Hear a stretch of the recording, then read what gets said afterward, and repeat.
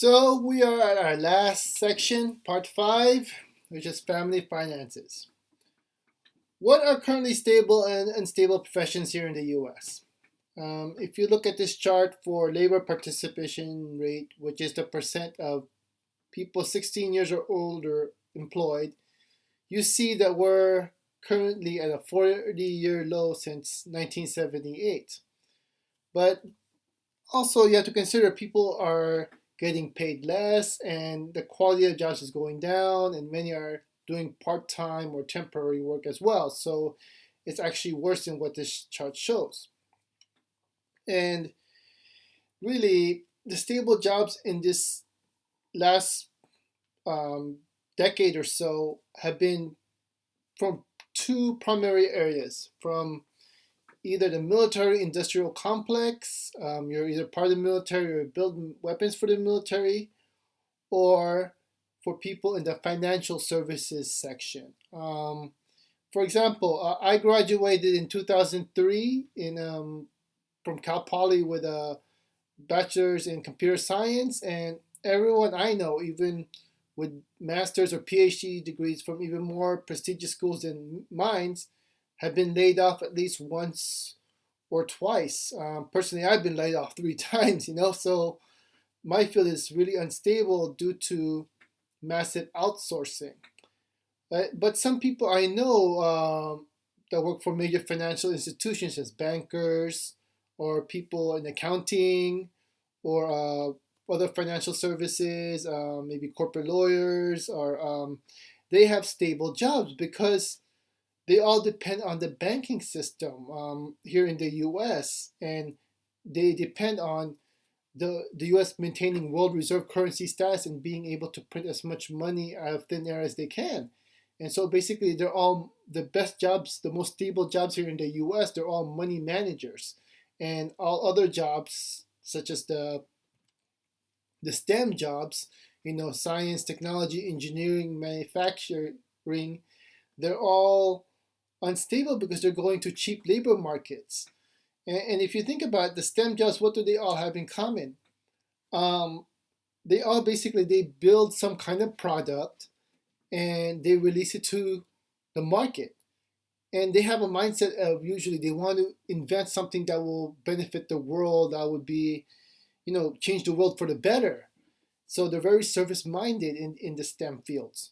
But those jobs are the ones that are being outsourced to cheap labor countries, again, like China, India, and other cheap labor markets.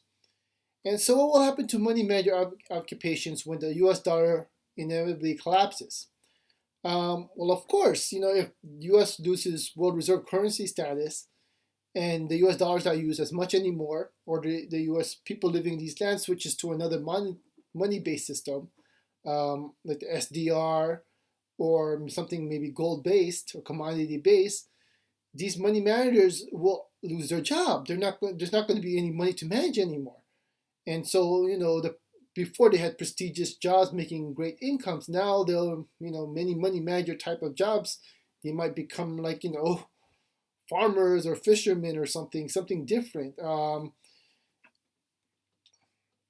So what are my personal recommendations for the inevitable collapse, which would happen, in my best estimate, probably within a year or two, maybe even starting this fall?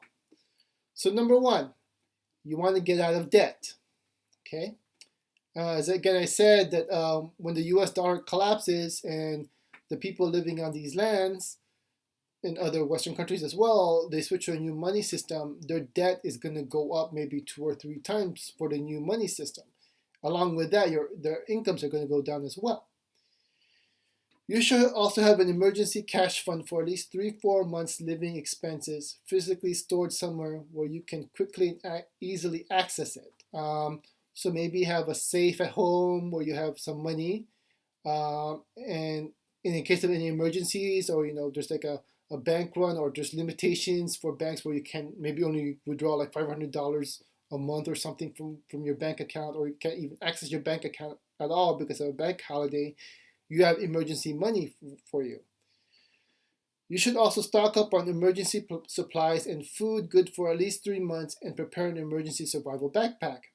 This is good for like an earthquake, true, or any kind of major environmental emergency like a typhoon or hurricane. You should have this anyways. But, you know, the current distribution in the US and worldwide it depends on the system of credit. And when the US dollar collapses and it takes down the banking system, it's going to take out this credit system, which is uses credit cards and the credit accounts to transfer food from, say, South America to all the way here to the U.S. So that means when you go to the local grocery store, it's going to be a lot harder to get food and water and drinks and beverages. So, and if you do, they're going to be most likely hyperinflation. The prices are going to go up much higher. So I recommend that you get at least 3 months worth of food, and also get an emergency survival backpack just in case you need it anyways in case for any emergencies. So you're driving and there's maybe it's a lot of traffic on the road, or like there's riders protest and you're stuck somewhere for a while. You would need like a emergency survival backpack. And the site I recommend that you guys check out is wisefoodstorage.com. They provide pretty good deals on emergency food supplies and survival backpacks. Now, to preserve your wealth for a long term, invest in hard assets such as gold and silver. You can also get land, maybe, or artwork, property that you pay for. It might also be a good idea to open a precious metals account in another country too. Like what I did, I opened up a vault in Singapore. A good site I really recommend is goldsilver.com. Okay. Also, number 5, think of an exit strategy. Worst come to worst, shit hits the fan. If things get really bad here in the US, what other country can you temporarily stay in till the crisis subsides? I recommend non-Western based countries because they will be least affected by major Western-led financial collapse. And if you want to stay in a Western-based countries, then I recommend either New Zealand or Australia, as those countries would be least affected. But if possible, go to a non-Western based country because they'll be much less affected by this Western-led financial collapse. Now, if you insist on staying in the US, then I highly recommend that you move to less populated rural areas where you can grow some of your own food and get water at a nearby lake or river. And because in these major cities like New York, Los Angeles, San Francisco, there's so much people concentrated in such a small area, and there's so few resources. And when the credit system breaks down, they're not going to be able to get food and water easily. So there's going to be riots, and people are going to be killing each other for food and water. So you want to go somewhere where there's a lot less people and there's a lot of resources, which is out in the country, of course, right? And so when you're there, it might also be a good idea to get a gun because you might have some people from the cities that they bail and then they go to the country and they're not prepared. They don't have anywhere to go, so they'll try to steal food and water and other resources from the people in the country that are prepared. So you might have to protect yourself. Okay. So here's another thing for you guys to do: keep informed. Avoid popular mainstream media such as CNN, MSNBC, and Fox News that are funded by major banks and corporations because their primary purpose is to mislead and distract and entertain so that it keeps you docile and unaware of what's really happening in the world. Here's some alternative media I recommend. Russia Today is really good. In their shows, they have really great shows, a very good perspective. And they try to see it from both sides, so unbiased. So you get a really bigger global perspective. Press TV, which is Iranian, is highly good too.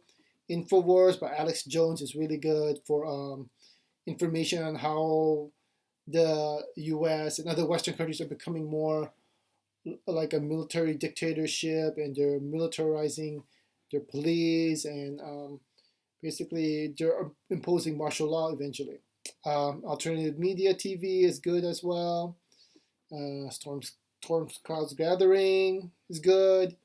X22 Report, USA Watchdog, goldsilver.com, which is also good for if you want to invest in precious metals and have a vault in another country such as Hong Kong or Singapore, which I highly recommend.